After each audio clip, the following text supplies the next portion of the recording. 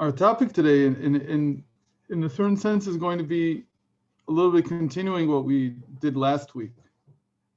And sometimes a class that I give actually leaves me thinking the whole week on the topic, and that's what happened to me last week with what we talked about, the two approaches to evil. And particularly on Shabbos, I was explaining it to my children, and a few other points came up, and it really developed in many different directions.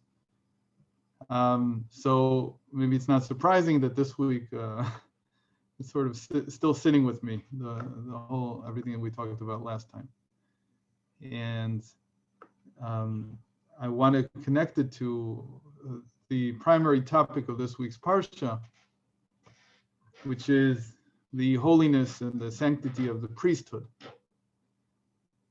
And the book of Vayikra, Leviticus, is interesting in the fact that it deals with holiness in general. In fact, the latter part of the book, from the parsha of Achrei Mot, the one we read last week, until the end, is many times referred to by the sages as the book of holiness. And it's interesting to see what it means to be holy according to the Torah.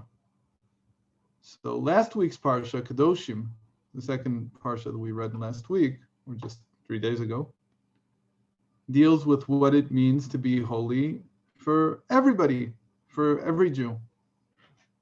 And we probably all noticed that Kedoshim has in it the essential statement. The Rabbi Akiva said this is the general rule. If you would have to condense the entire Torah into one verse, then this would be the all-inclusive verse that includes everything, which is V'ahavta l'reacha kamocha. You should love your fellow as you love yourself. So that was in Kedoshim. That was in this Shabbos, the past Shabbos reading. And most of the parsha is about different conduct between people. And obviously the priests are also included. The Kohanim are also included in this. And we could say that this is the general level, the general humanity, the human level of holiness. That to be holy means, first of all, to conduct yourself in a different way. Not to look at, this really would strike a blow to a lot of people, but not to see the hardships and the challenges of life as something that you can tell your neighbor about something that happened to somebody else, what we call the lashon hara, rachil, somebody who walks around sharing information about what happened to her and what happened to him, and did you hear about this, and did you hear about that? Not because these things don't need to be discussed, because we need to hide them from ourselves, but because they shouldn't be made public about a particular person. Rather, it should always be something that we discuss in a general sense. There are these and these hardships in the world, and this is how people cope with them. This is how people continue in spite of them. I was just thinking this week again about one of my teachers, Rabbi Steinsaltz, who passed away a little bit over a year ago, a little bit less than a year ago. And he holds the world record for the biggest spleen ever, which is not something that you win by being healthy. He had a very enlarged spleen to the point where he won the world record for the size of his spleen because of a genetic disease that he had. And he basically, I don't know how many people knew that he had a genetic disorder that caused him to need treatment every week, every other week, and that brought him to the brink of death a few times with different problems. And thankfully, he lived to the old age of 83, and he was able to complete his life's mission, as it seems. And there's a lot to be learned, especially after he's passed away, from how he handled his condition, and how he never let it affect his work, and he never let it affect his character. His character was always open to everybody, and you never heard from him that he was suffering from something or anything like that. A friend of mine once told me that he came to visit him as he was going through chemotherapy. He also suffered from cancer once, so he was sitting at his desk and he was working. And so my friend had come to give him blessings from Rabbi Ginzburg. And Rav Steinsaltz looked at him and said, the whole thing doesn't bother me. He just a glance, just shrugged it off completely. So there's a lot to learn from how people cope with things and what they do, and how they stay focused on what they want to do. And he was a person who, from the age of 25, was dealing with something that really made his life difficult, but that never allowed or never caused him to remove his focus from what he really wanted to do in life. And thank God he was very successful. He was able to do it. So it's different when you talk about somebody after the fact, after he's passed away. There's a lot to learn from him. But I think that nobody wants, or most people don't want to become an example, a living example, and that everybody will talk about them, look at what he has, what he's doing, this and that, unless it's really, really, something that they want to share and they want to tell others because they think it might inspire people. So in general, we have this idea that being holy means being somewhat aloof above the regular conduct and not conducting ourselves without any limits regarding our fellow human being, and thinking about their needs and caring for them, and mostly seeing every person as another embodiment of a soul. And that's the most important thing. The moment that you understand that the other individual also has a soul just like you, then the whole meaning of what you're going through and what they're going through has a very different context.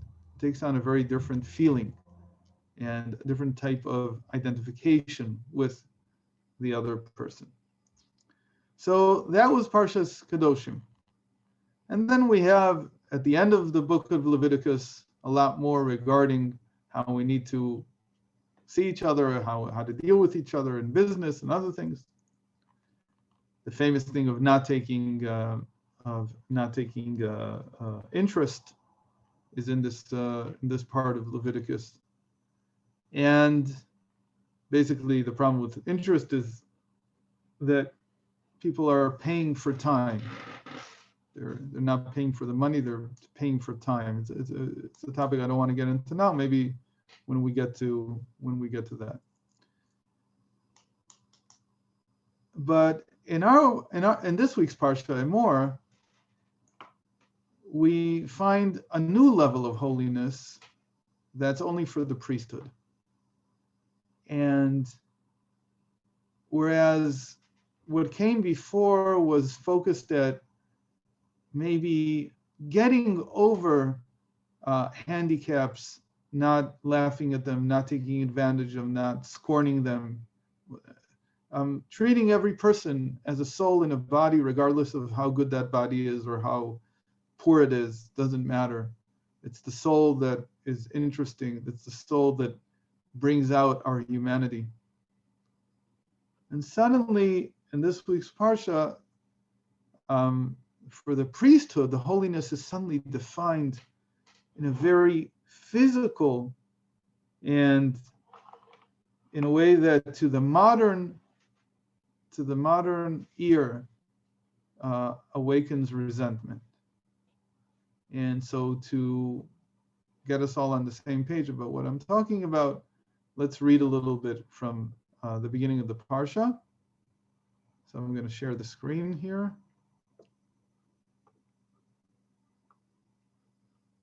And I'll make it a little bit bigger. Okay. So God said to Moses, speak to the priests, the sons of Aaron, and say to them, none shall defile himself or any dead person among his kin. Meaning that they can't go mourn, they can't go to the funeral of any person, the priests, except for their relatives that are closest to him, his mother, his father, his son, his daughter, and his brother. And relatives that are closest to him, that also includes, according to the sages, his wife. Also for a virgin sister close to him because she was not married, for her he may defile himself, even if she was only betrothed, and as long as she wasn't yet married. But he shall not defile himself as a kinsman by marriage and so profane himself. They shall not shave smooth any parts of their heads or cut the side growth of their beards or make gashes in their flesh. It's all very physical. They shall be holy to their God and not profane the name of their God, for they offer God's offering by fire, the food of their God, and so must be holy. Moreover, they shall not marry a woman defiled by harlotry. Well, that's not what it means, but that's a translation. Or shall they marry one divorced from her husband, for they are holy to God. Really what it means is that there are certain types of relationships that make either a man or a woman unsuitable for the priesthood. And they can't marry a woman who has done any of these acts. It's not harlotry, even though that's how it's translated here, because they translate the word zonah in this way, and that's not exactly what it means. And you must treat them as holy, since they offer the food of your God. They shall be holy to you, for I, Hashem, who sanctify you, am holy. Now, they say something more, that the high priest, who is exalted above his fellows and whose head the anointing oil has been poured and who's been ordained to wear the vestments, the special golden vestments that only the high priest wear, shall not bare his head nor rend his vestments. He shall not go in where there is any dead body. He shall not defile himself even for his father or mother. The high priest can't ever go to the funeral of his parents. He stays away from it. He shall not go outside the sanctuary and profane the sanctuary of his God. It doesn't really mean that he can't leave the temple. It just means that he always has to be in a state where he can serve in the temple. For upon him is the distinction of the anointing oil of his God, mine God's. He may marry only a woman who is a virgin, a widowed or divorced woman, or one who is degraded. Again, the translation is literal, not the right translation. Such he may not marry. Only a virgin of his own kin may he take to wife, that he may not profane his offspring among his kin, for I, God, have sanctified him. But now we really come, so all this was just an introduction. Now we come to the part which to the modern ear really is very hard to understand. So God spoke further to Moses, and he said, speak to Aaron and say, no man of your offspring, meaning of the priesthood, throughout the ages, who has a defect, shall be qualified to offer the food of his God. He can't serve in the temple. What kind of people are this? No one at all who has a defect shall be qualified. No man who is blind or lame or has a limb too short or too long. No man who has a broken leg or a broken arm, or who is a hunchback or a dwarf who has a growth in his eye, or who has a boil scar or scurvy or crushed testes. No man among the offspring of Aaron the priest who has a defect shall be qualified to offer the Lord's offering by fire. Having a defect, he shall not be qualified to offer the food of his God. He may eat of the food of his God, of the most holy as well as of the holy, but he shall not enter behind the curtain or come near the altar, for he has a defect. You shall not profane these places sacred to me, for I am God, have sanctified them. Okay. So this is, what do you call this today? I don't know. It's called, there's a name for it. I don't remember what you say. Discrimination. Why is the priesthood so discriminating? It's not even the priesthood. It's not even Aaron saying, I only want my perfect children to serve in the temple. It's God saying, I only want the ones who are perfect. It's a really difficult stance to understand. Why would it be wrong for somebody who's got a handicap, who's lame or whatever, any kind of physical blemish? Why can't he serve? I thought the priesthood was about doing something spiritual. So why this discrimination against people whose physicality is not regular? The question becomes even more powerful when we remember the famous story, which was with Rabbi Elazar, who came off a ship and he saw a man. I'm going to turn the screen sharing off. Try anyway. He saw a man who was deformed, and he said to him, are all the people from your town so ugly as you are? Everybody knows this story. It's a famous story. And so this man said to him, if you have any complaints, you should go to the artisan who made me. And Rabbi Elazar realized what a mistake he had made.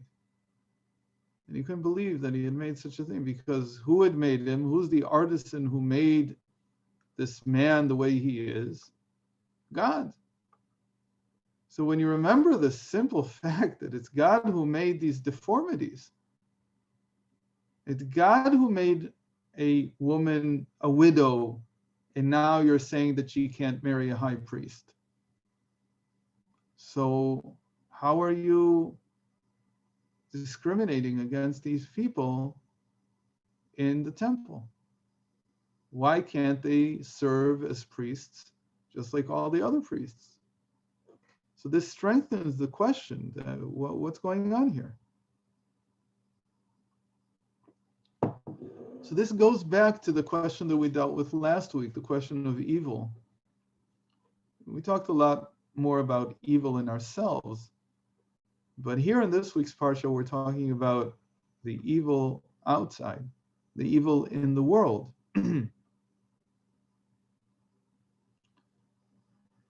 I said a sentence last week that I didn't really develop because it really needs a lot more than just a few minutes to talk about. But if you recall, I don't know if this raised any eyebrows, but one of the things that I said was that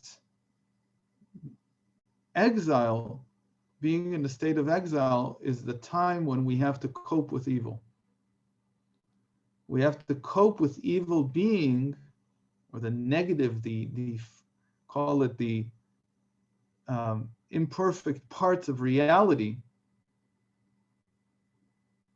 We cope with them as being something that God created specifically when we're in exile. Meaning exile is, in a sense, to come to terms, to figure out how do we want to see God when we realize that there's so much suffering in the world. What does it mean? Are we capable of seeing beyond the suffering and still accepting that God is the source of all good? Is that possible? What kind of answer can we give ourselves? Any time that any of us goes through difficulties in life, that's a form of exile. And the main question that we're being asked is, how are we going to see the negative? What are we going to ascribe? How are we going to cope with the fact that seemingly God, who is all good, is also creating the suffering? And there's no easy answers to this question. One possible answer is that the suffering is just part of how the world is. It's not something that God wants or doesn't want. It's just a product of the world. But that's not a good enough answer usually in Torah, because in the end, you can't say that nature is functioning by itself. It's not independent. It's not just that the suffering is just a natural byproduct of having a very complex world, meaning that a certain percentage of people will have this disease and a certain percentage of people will suffer from that and the other thing. That's not a good enough answer, because God is responsible for nature. So we have to find better answers for coping with evil, for coping with the negative things, the suffering in the world. So last week we said that as much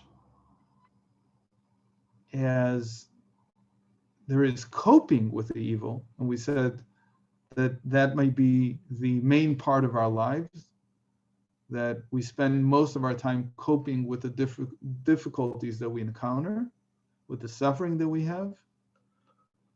There's no easy way out. It's just coping with it. There's the other option. And the other option is just as real. And the other option is that there is a reality in which there is no evil. And that's the one. Remember, we talked about there being two goats, one going out to Azazel, representing how we cope with evil, and the other one being slaughtered and offered as a sacrifice, which is called a sin offering. And its blood is brought into the sanctuary. And it represents the fact that indeed this evil is controlled by God, and there will be one moment when he will eradicate the evil from reality. And the soul is best served when it is able to contain this paradox, these two opposites, that on the one hand, at this moment, I still have to deal and cope with the difficulties and the hardships. But it could be that the next moment, all the hardships and the evil and the suffering will simply be gone, because it is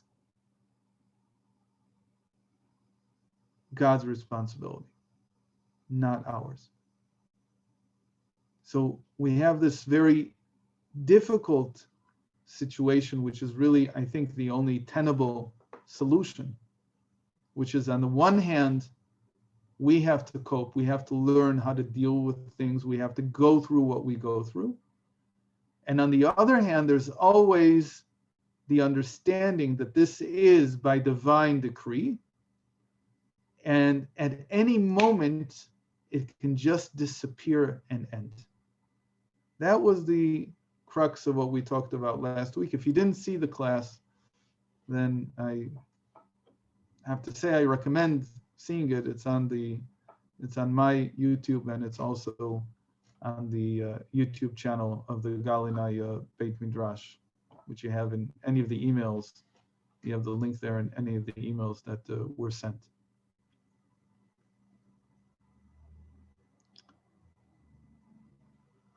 So now we have this thing that in the temple, the evil or the suffering or the imperfection of the world is not supposed to enter into the priesthood. It's not to say that somebody who's handicapped can go to the temple. Of course they can. But the priests have to be perfect.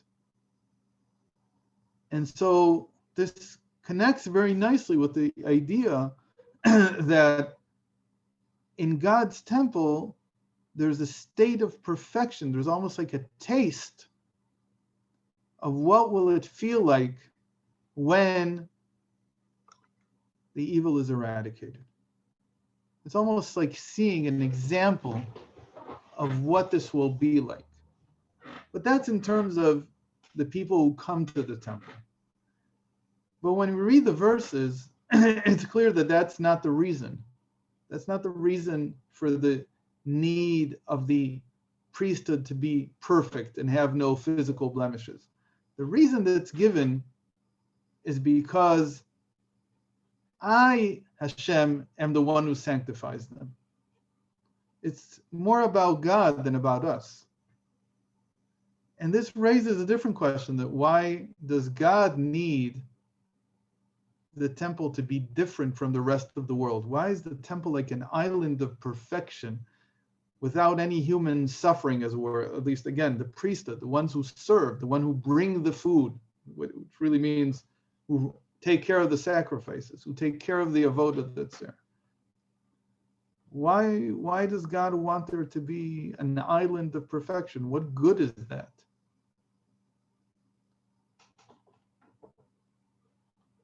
Why the distance from the real world suffering suddenly in the temple? What good is it? What does it do?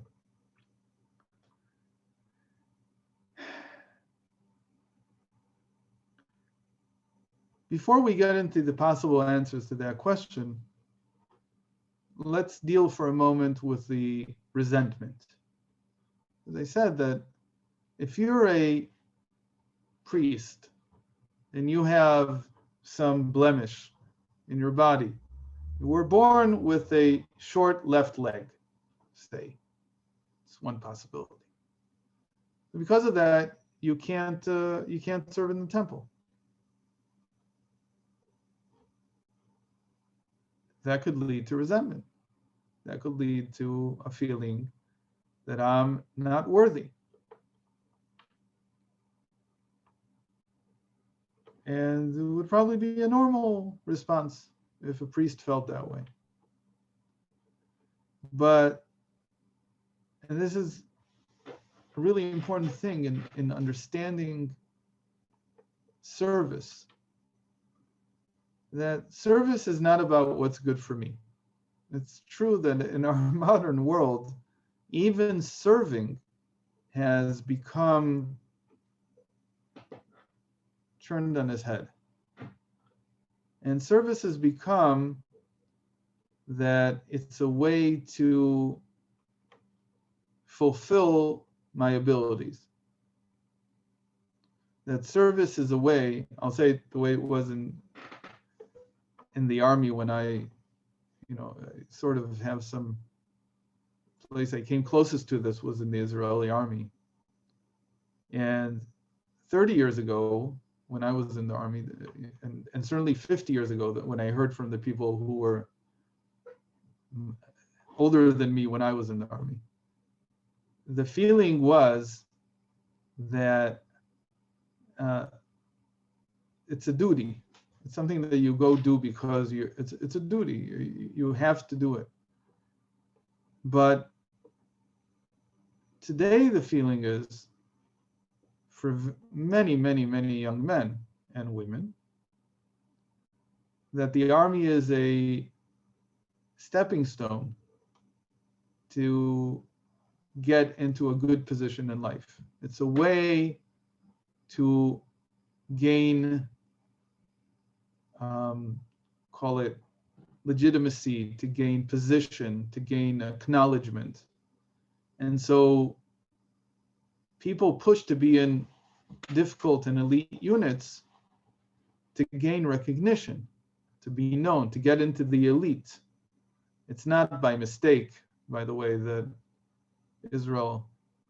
most of the politicians are graduates of the elite units. It's not because they're better people necessarily, but it's because it's a clique. It's a clique that has formed over 50, 60 years. And you have to have been in one of these units to really be let into the party system here. So people look at service as a way to fulfill themselves. It's a way to better themselves. And it's no longer about the duty. I'm not saying that there are no exceptions, but the general rule has become, there's a famous unit called 8200 that everybody in the high-tech world knows. Why does everybody know 8200? Because that's the special intelligence unit where they do cyber warfare. And if you get into that unit, then you're considered off the bat, even without any college education, to be the best versed in everything that has to do with technology. Because cyber warfare needs everything. It's not just computers, it's also hardware, and it's stuff most people have never heard about. And people fight to get into that unit, not because they're so dutiful, not because they so want to. So the word service today, I'll say in a more religious context now, when it comes to, for instance, serving God by praying, serving God by performing certain commandments, the way that people look at it today is that those commandments were meant to serve me. So for instance, I put tefillin on not because I'm duty bound to do it, whether I like it or not, but rather because it serves me in making me feel a certain way, giving me meaning, giving me stance, giving me status maybe, and many other things. It becomes that I want to read the Torah in public, not because it's a duty and because we have to, but because that's how people will hear my voice. And that's how people will know that I'm capable of doing this very difficult thing, let's say. So the word service has been turned on its head. It's no longer service, me serving something else, but rather it's a question of how is this thing that I'm doing serving me? And that, of course, is I'm not saying necessarily that it's incorrect in the sense that that there is nothing that a person gains from the commandments, that there's nothing that you gain from doing these things, but that's not service. That's self-interest, a completely different thing. So a priest who would be faced with this reality in which they can't serve in this context, if they were really understanding of the concept of service, so again, they would not feel the resentment, but ask the question, which is, why is it that here in the temple, God wants this perfect reality where suffering and death and disease have not touched? What is it about the temple that's the environment that he wants or needs? What's going on here? Again, it's not just for the visitors to the temple to see something like that. The verses say very clearly that God says, I want this because I sanctify you. Because for me, this is what sanctity means. So only if it's about this, Toby. We don't have much time. Go ahead. Can you open it? You can't open it? Hold on. Go ahead. No, we still can't hear you. We can't hear you. Okay, let's wait till later because we can't hear you. Sorry. Okay. One possible answer is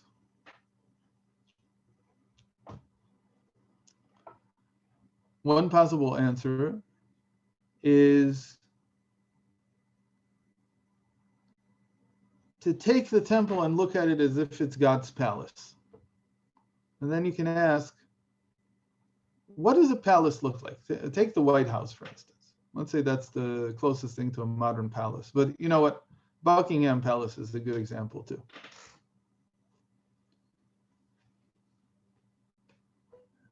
Would the Queen of England want to have servants who were lame? Ask it a different way.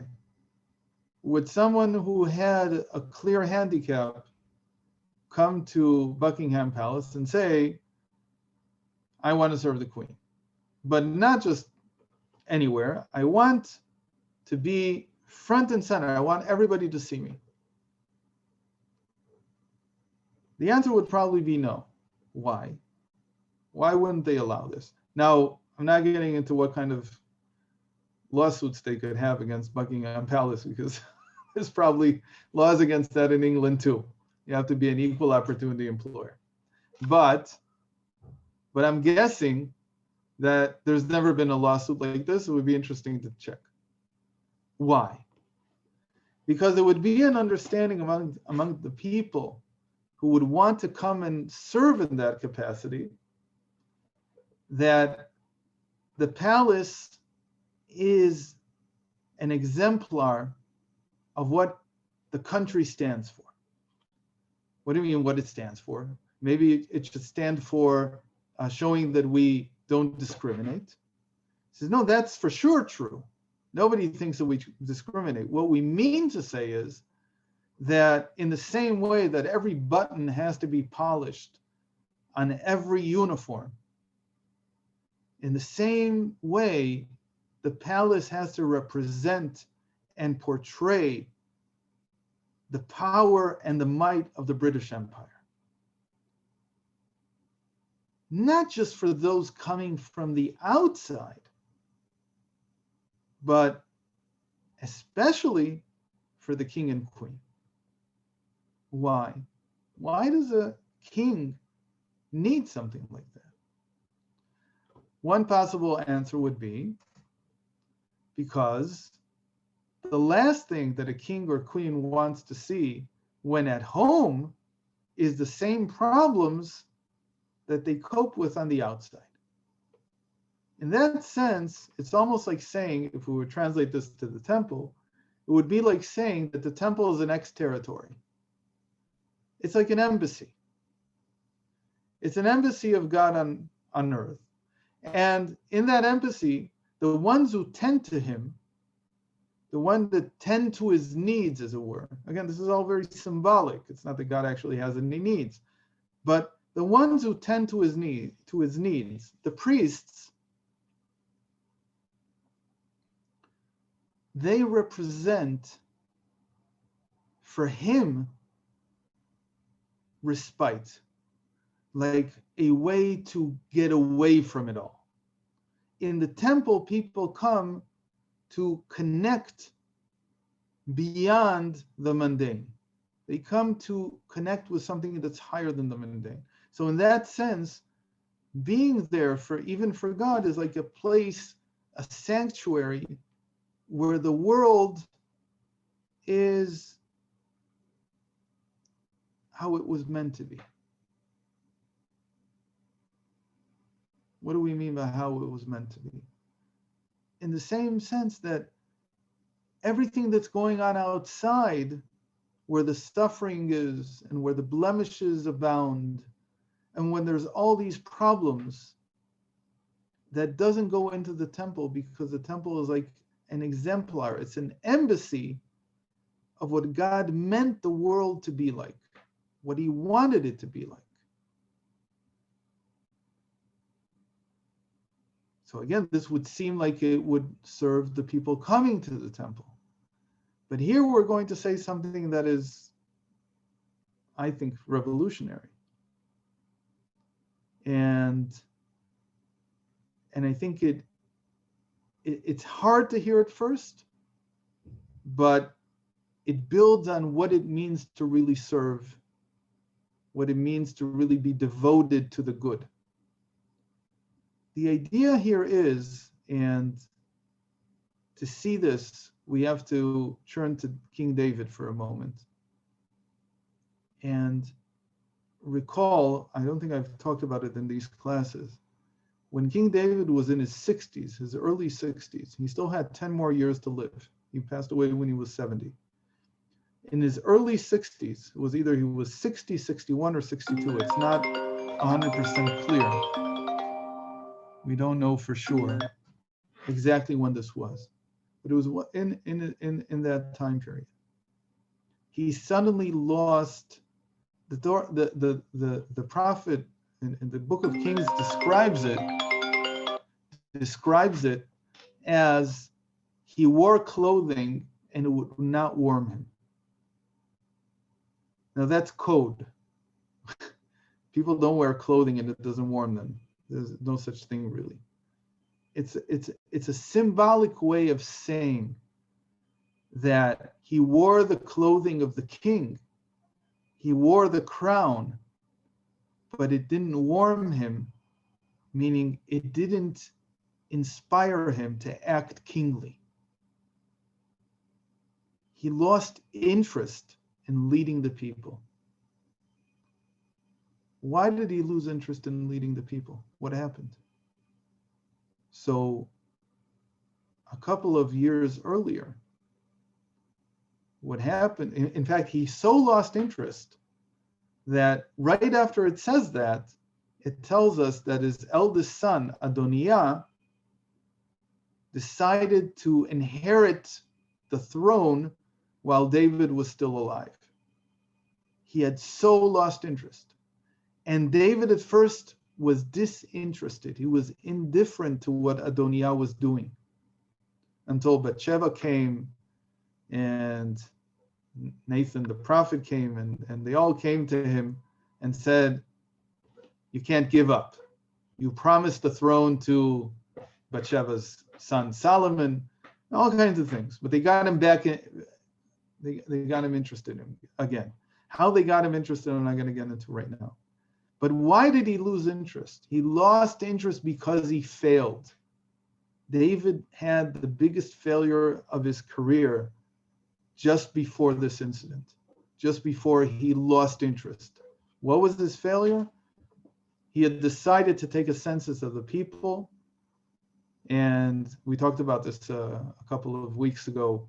He had a failure at the beginning of his reign when he brought the Ark of the Covenant on a wagon instead of carrying it with the Levites on their shoulders. So that was one failure that he had, and only one person died then.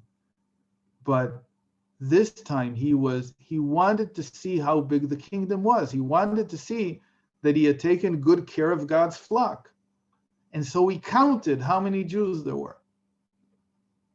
And he again forgot the simple rule that you're not allowed to count Jews by numbers. You can't point at them and count them because souls are uncountable. You have to do it in an indirect way. The result was that he was faced with one of two possibilities, either a famine or a plague, what you would call like an epidemic. And he chose the epidemic. And many, many people died in the short period of 3 days. It was like a disease that spread through the land. And he didn't recover from that. And he lost interest. It's a very interesting thing. We expect leaders to be in a position where they're above the failures. But the truth is that it doesn't work that way because they're like all of us. And we meet with failure, we lose interest. We take it as a sign that this is something we shouldn't be engaged in. So we talked a few weeks ago when we talked about David's first failure about how you get over failure. There's going to be failures and success in life, and how do you not ride the roller coaster and get thrown off? And to do that, you have to have, on the one hand, what we call lowliness, understanding that you're prone to failure, not expected, but know that it's certainly possible and it will happen. And secondly, you have to have focus, like what I talked about Rav Steinsaltz, which we call nullification, which is to feel that you have a duty to perform in life, that you have a mission to perform. But as much as David was the most lowly person, and from him we learn the trait of lowliness, apparently he didn't have enough. And it didn't carry him through that failure of having the plague kill many Jews. And so he lost interest. His mistakes or his difficulty in governing or his need to govern in a certain way cause suffering. And the suffering causes disinterest. Seeing the suffering of those you are responsible for causes disinterest. A doctor who loses somebody has a tough time getting back.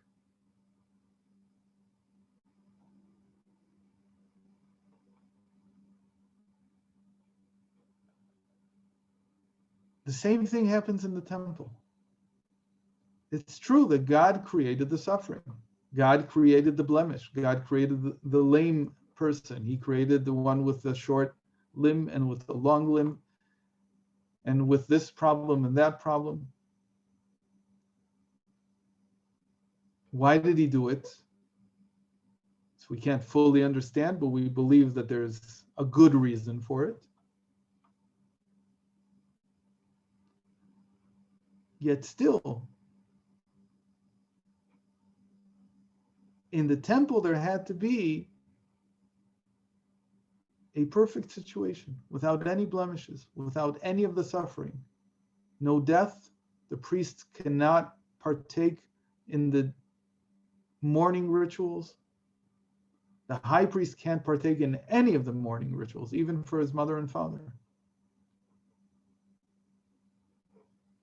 Divorce is unheard of, as if people don't divorce, because the priest cannot marry a divorced woman. There's something about the priesthood that's like perfect. It's not of this world. Why?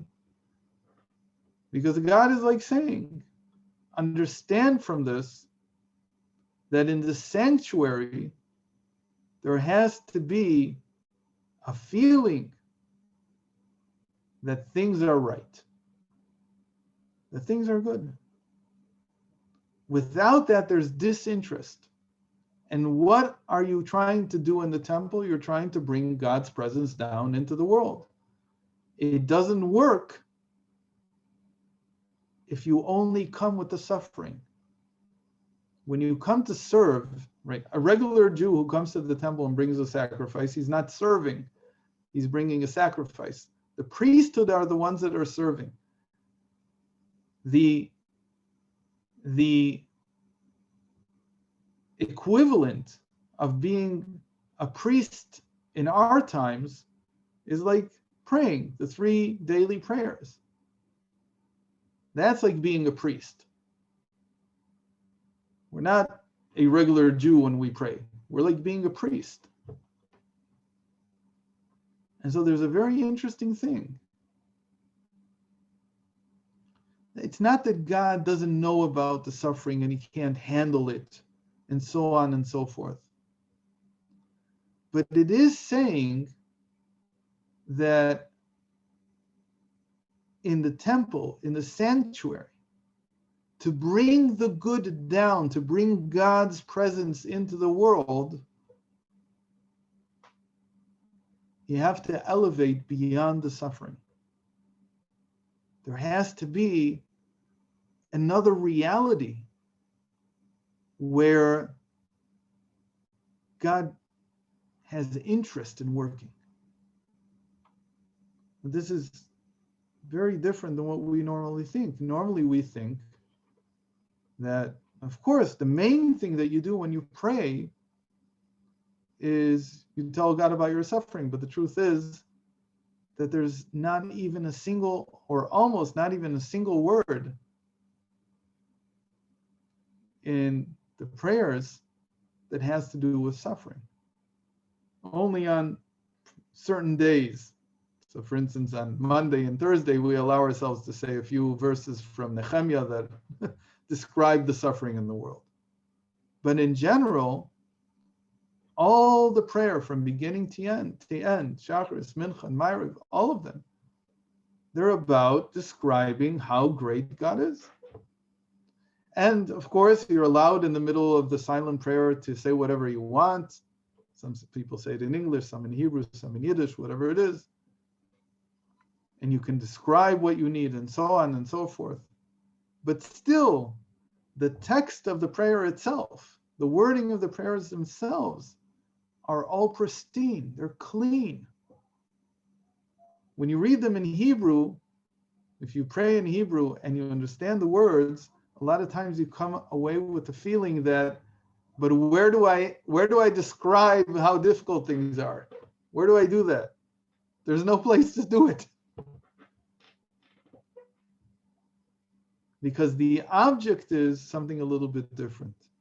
It's not that you shouldn't, in the middle of the day, turn to God and say, I'm having trouble with this, I need help with this, and so on and so forth.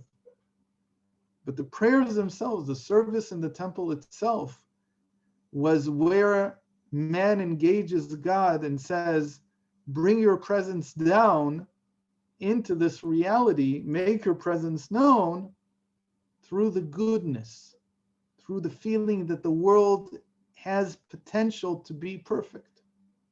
It has the potential to be good. And that's an amazing thing. It means that you have to focus on the good. You have to focus on the perfect, on maybe I don't like that word perfect, but on the world minus the suffering. That's what engages God to enter. So what am I saying? I'm not saying, again, I said, you need to be open with God about everything, especially your suffering. But you have to understand that the temple, and the temple that we build, each one of us every day, is in the prayers or in whatever other forms of connection we have with God. In that place, the way to attract the goodness of the Almighty is specifically by creating a good reality. This is what we call this. I mean, again, this may be something that bothers people, but the same thing is true when you want to make a connection with somebody else. The beginning of all connections, the way that we treat each other in the beginning, the way that we draw each other out, is by showing that things are good. And I don't just mean faking it. If I really believe that the other person is good at heart, so the last thing I want to do is to show them how much they've hurt me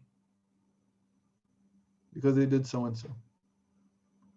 I want to be able to show that I'm always happy to be with you. It does good things for me. I want to look at the positive. I want to create a sanctuary in which the relationship can flourish. And there are times when we also discuss the problems. The place that this is most crucial, essential, it can't be without it, is exactly what we mean when we say that if a man and a woman merit so, then the divine presence is between them. How do you create a sanctuary for the divine presence? when the relationship between a husband and wife is such that it's pristine. You have to have a sense of service to do this. You can't come with demands to create this. You can't come as a priest and say, I demand that you accept me even in spite of the fact that I'm lame, that I have a blemish, and so on and so forth. The sanctuary has to be a place that's with service-oriented thinking. So the house, my family, my house, where I am living with my wife, that's our sanctuary. And I come to it with a sense of service, that into this space, I want to bring all that is holy and good.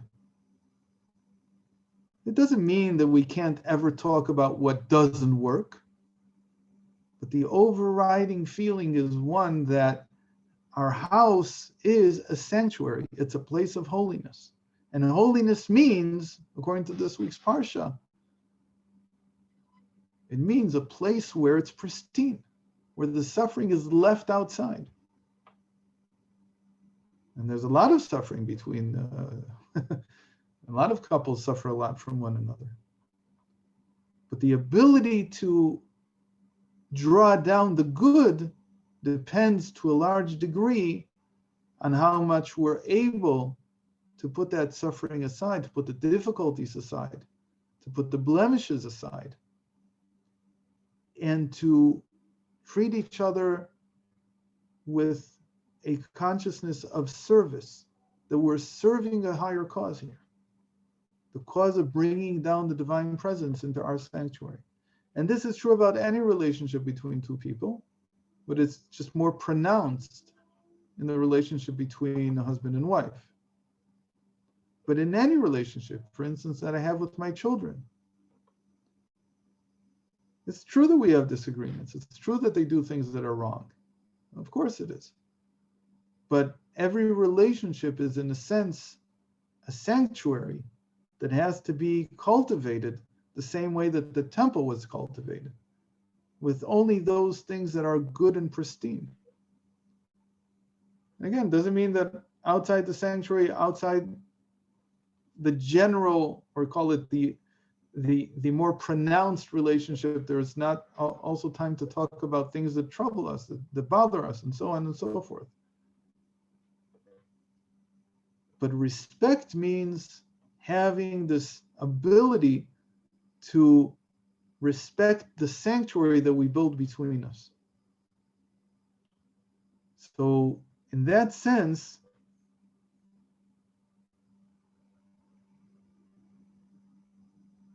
this parsha really is describing how each one of us wants to feel when coming into this sanctuary that we built in different contexts in our lives. I want to finish this with one final thought, that the difference between the places where there's suffering and difficulty and the places that are a sanctuary is like the difference between prayer, not just any kind of prayer, but the David's type of prayer, that I'll explain in a moment what I mean,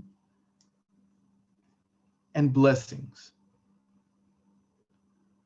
Where there is suffering, there's prayer in the sense of, again, like I said, prayer outside the 3 daily prayers. This is like spontaneous prayer, where a person turns to God, hoping that he answers his request to get out of the suffering. That's a motion from below to above. That's a dynamic in the soul that I feel, that I want to come out from where I am and rise to a higher level. To come out of this reality, the reality that's difficult for me. But the priests in the temple do something completely different. They don't pray. They certainly don't make these kinds of prayers. The service was accompanied by blessings. Blessings.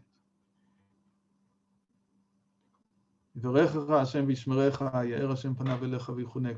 priestly blessing that they gave every day. A sanctuary is full of blessing, not with supplication, not with coming to God with submission, with a feeling of, I need you to help me, and so on. The blessing is a motion from above to below. When you want a house, a home, or any relationship between two people to flourish, the main thing that needs to be introduced is blessings. You have to bless each other. You have to constantly bless each other. I don't think there's been a day since I got married that I didn't tell my wife in the morning, I didn't give her a blessing in the morning. At first I sounded really corny to myself. I really did. I don't know where I picked it up. I don't know. There was somebody in my late teens that did this, and I picked it up, and I don't remember where it came from. My parents certainly didn't do it. So I learned it from somebody. I don't know who it was. And in the beginning, when we got married and I started doing this, I sounded really corny to myself. Like it really sounded like some kind of, like it was becoming some kind of Baba Sali, or I don't know what. It was like completely out of character.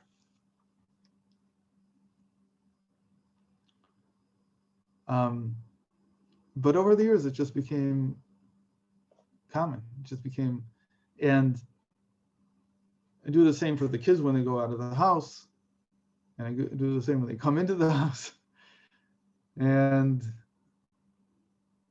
it sets the stage for something different. It creates a completely different type of environment, of a feeling at home. And I found that this really fits with this idea that the sanctuary you create with other people should be filled with blessings.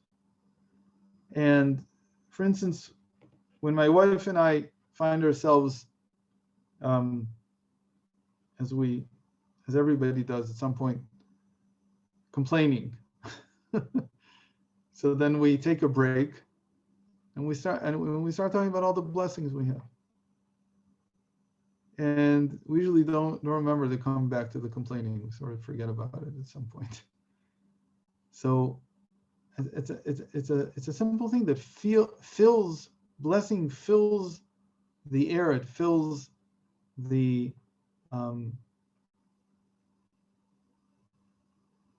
space between us, between people, with godliness, and it gives a completely different feeling. And that's what I call interesting God in making his presence known. You feel something different about your relationship. You feel something different about your home. You feel that there's a divine presence. And I think that it's really the literal meaning of what Rabbi Akiva said, that when a man and a woman merit, then they have the divine presence between them. And it comes from these things, of creating a sanctuary, of filling that sanctuary with blessings for one another and the blessings that you share and so on. And it sets a very different tone for the whole experience of a relationship and for all of life in general. And again, it's not taking away from the fact that outside this sanctuary, there's suffering. We're like everybody else. But in a certain sense, we're very good at talking about the suffering. We're very good about pronouncing the suffering. We have to learn how to be just as good as in creating the sanctuary as well. And how to create that space, which is a positive and good space.